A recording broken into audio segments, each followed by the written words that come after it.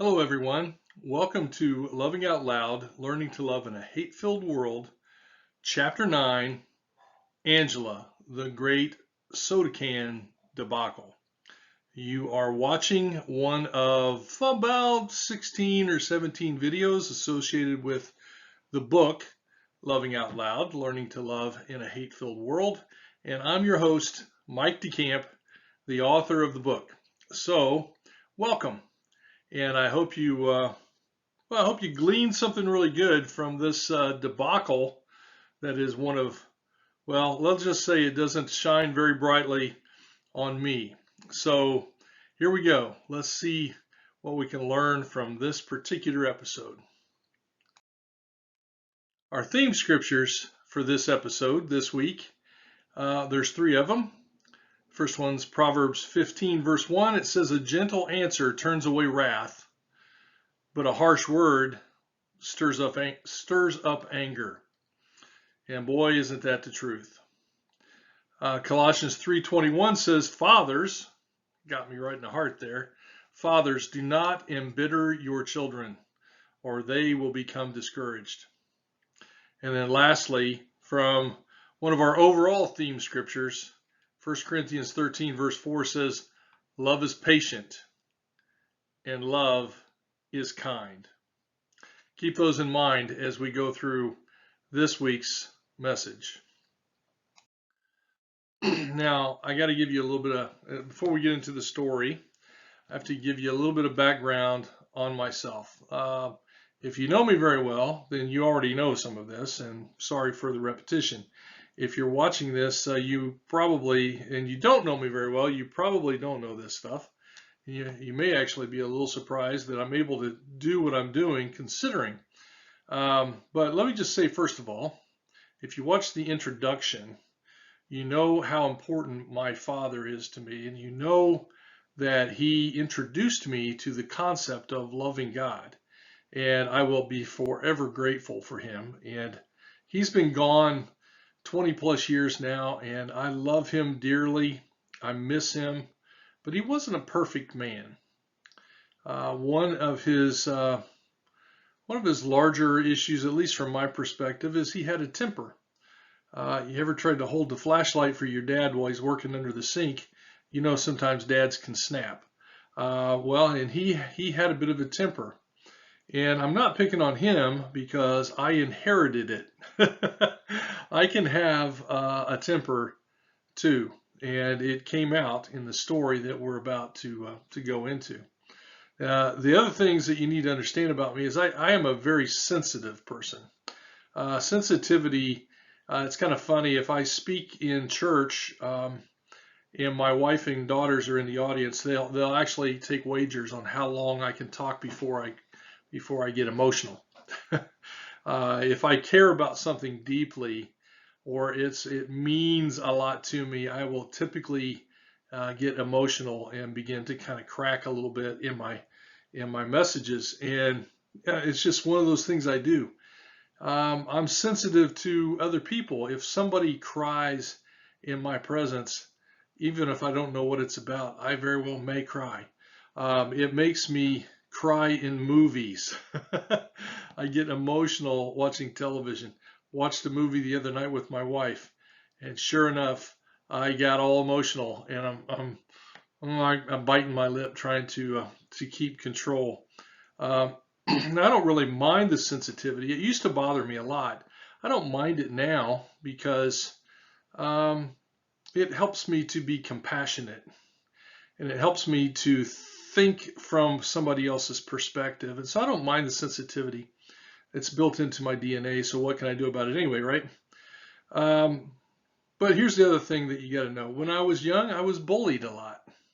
We talked about that in one of the earlier episodes. There was one particular event that led to one of the chapters in the book. But I was bullied quite a bit as a kid. A little bit chubby and a little bit nerdy, and got picked on, and I was sensitive to that, and it made me insecure. So in a lot of ways, I grew up being a very hypersensitive, insecure individual. And frankly, the combination of insecurity and sensitivity can be a volatile mixture. Now, as I have matured, the effects of that combination have lessened. They've dissipated. A number of things helped me to cope with it and grow out of it. Some of my early youth ministers that saw potential in me for leadership kind of helped to alleviate the insecurity. When girls started finding me interesting and willing to date me, that helped me to deal with my insecurity.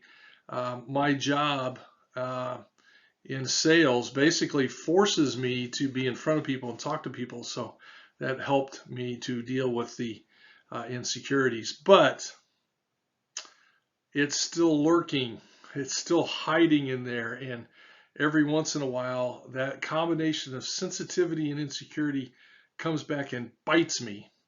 In fact, it just happened not all that long ago on a family vacation. So it's one of those things I have to watch for. I have to be careful about. And I'm not giving this to you as an excuse, because even if I am struggling with insecurity and sensitivity, that is not an excuse to mistreat or treat someone else in a way that I should not. But it's just background so that you'll understand a little bit about what transpired. Now, the other thing to chat about is parenthood. Yeah, if you're a parent, you kind of know this, but nothing prepares you for parenthood. I've not met the person yet who came into parenthood thinking, hey, I am ready for this and I know exactly what I'm doing. If I run into that person, I'm not going to believe them, because you don't get, it's not like playing sports. You don't get 6 weeks of practice before you get in the game. When you become a parent, you're thrown into the championship game right from the get-go. It's a make it or break it, kind of sink or swim, learn as you go kind of experience. There's good books out there. There's people who set good examples, but every single parent has made mistakes. And there are things we wish we could go back and redo. We wish we had a magic reset button. I wish I had one of those easy buttons. That was easy. It wasn't.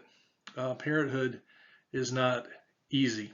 And there are times when we, as parents, make mistakes. And maybe that's another book for me to write at another time. But I made a couple of doozies along the line, and the great soda can debacle is one of those. So let's talk about the great soda can debacle. Angela is my oldest daughter, and she was born with my sensitivity and my wife's bluntness.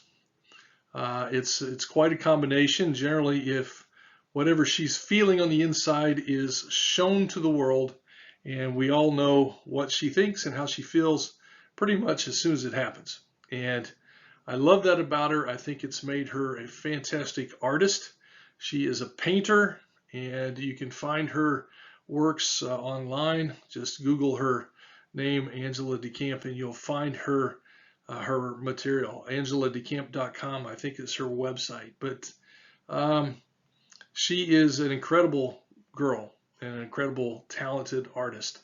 Love her to death, and the great soda can debacle involves her. And she and I spoke about that event as I was writing the book, and so that I could kind of get the details and straighten it out and make sure I was in line, make sure she was okay with me talking about it. But the thing you had to know about my daughter, she was very blunt. She has my wife's bluntness. I mentioned that, and she says what she thinks. And sometimes, in my insecure nature, I would take that as disrespect.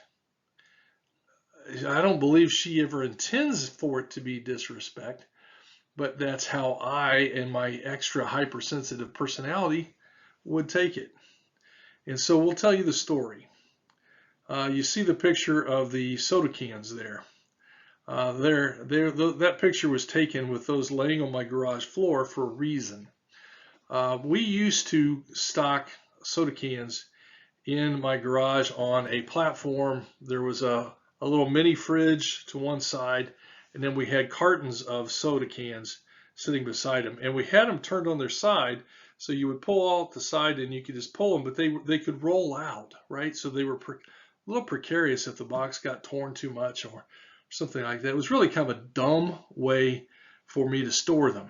And so looking back on it, I'm thinking, why in the world did I even store them that way? But the soda cans were sitting sideways next to this mini fridge in the garage. And Angela came downstairs and she went out in the garage and got her a drink, came back inside, went upstairs. Sometime later, an hour, 2 hour, a couple hours later, I decided I need a soda. So I go out to the garage and there's a whole bunch of soda cans on the floor of the garage. Some of them are broken open. They've sprayed soda all over the floor.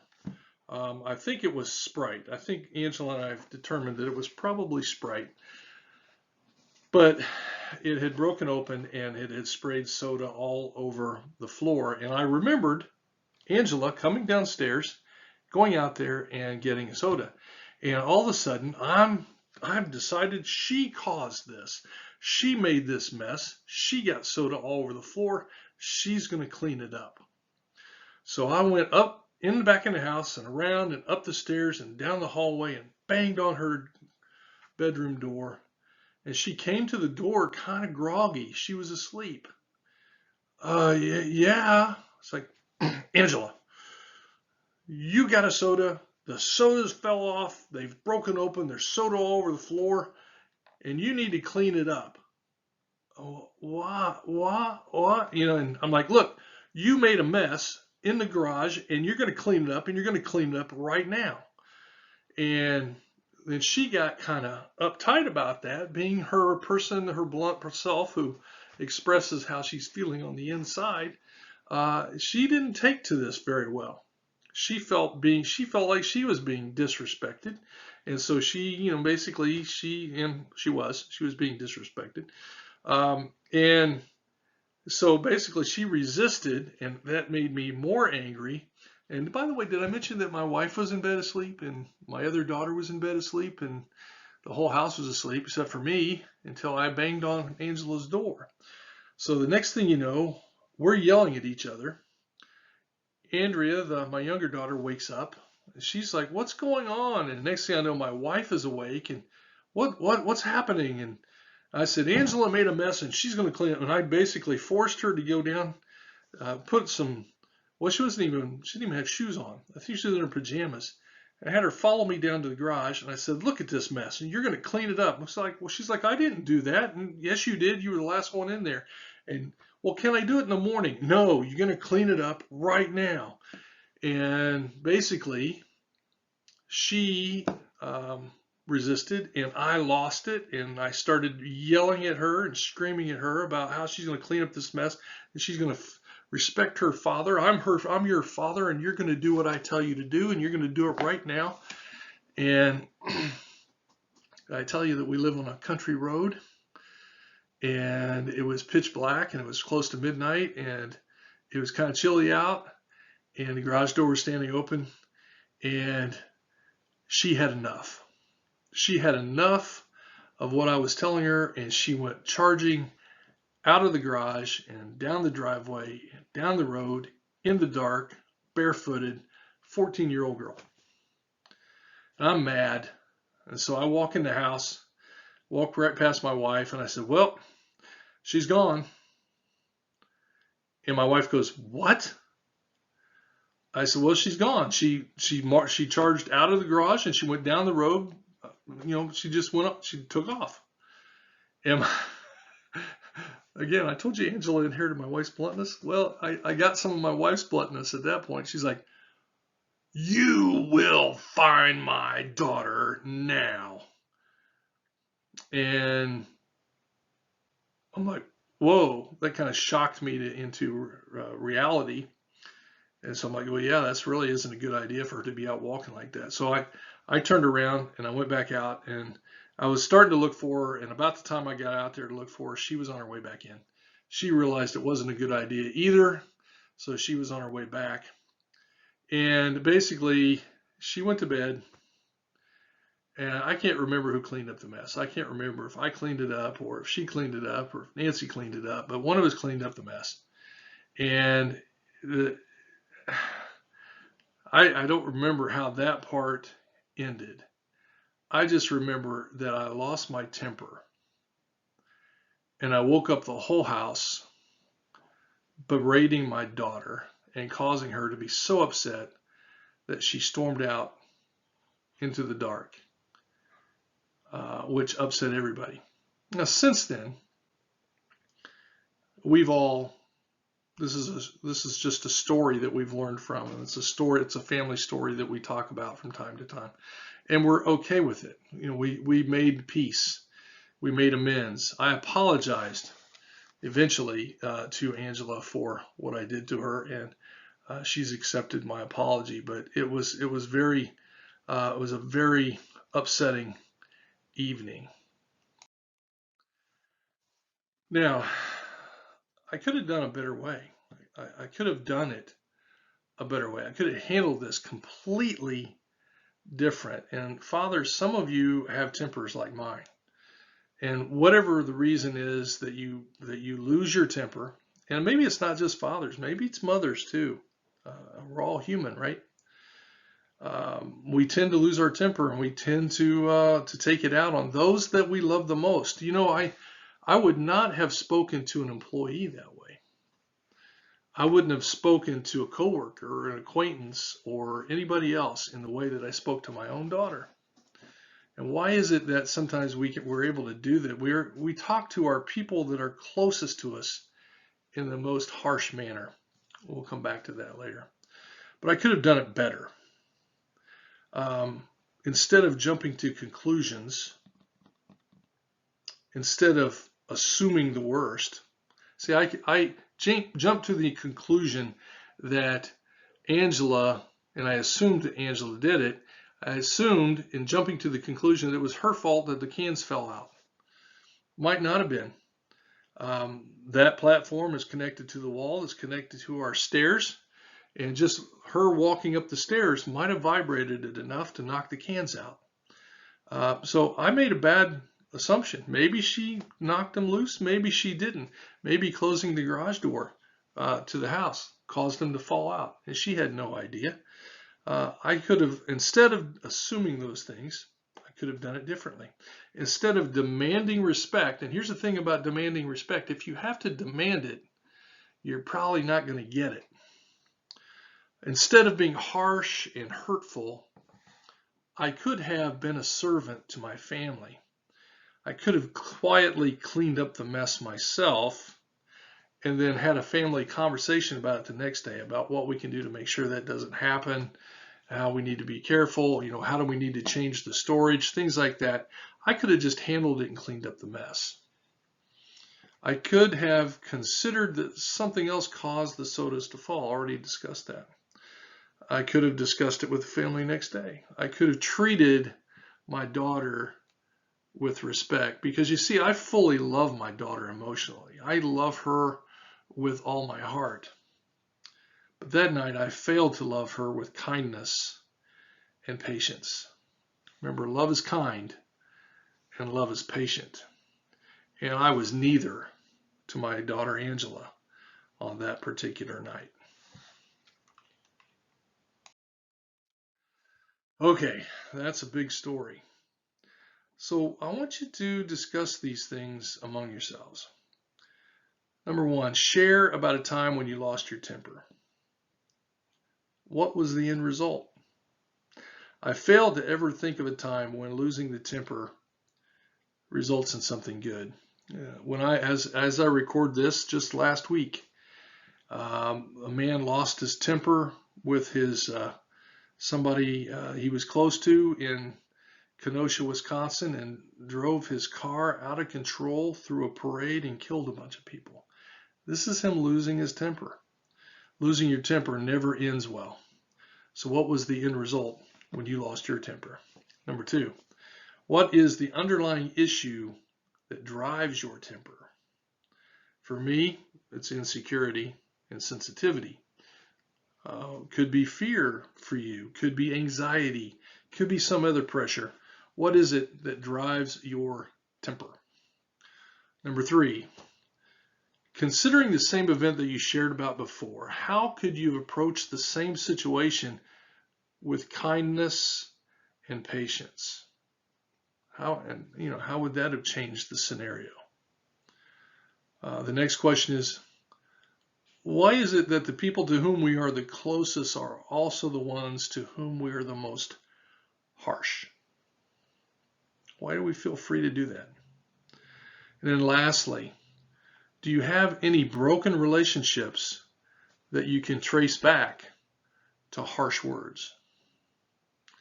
I know this is very personal. This was a very personal story for me, as most of these are, but I still hurt over how I treated Angela, how I did not treat her with respect, how I caused her discouragement by being harsh with her, how I didn't love her with kindness and patience. So this is tough, and sometimes we do that with people. Think about what relationships you can trace back to that. All right, it's time for your challenge. Going to be, how you been doing on those, by the way? Here's your challenge for this week. Think about someone to whom you've I'm going to try this again. Think about someone to whom you've reacted harshly, and maybe you've hurt them.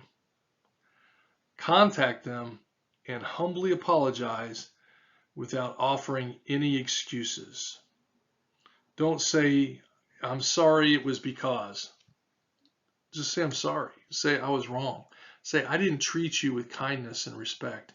I wasn't patient with you. I apologize. I'm so sorry. Just apologize. Don't make an excuse. Okay? Give it a go. All right, next week, we've got Paul, a key for the prodigal. This one might make me tear up. See you all next time.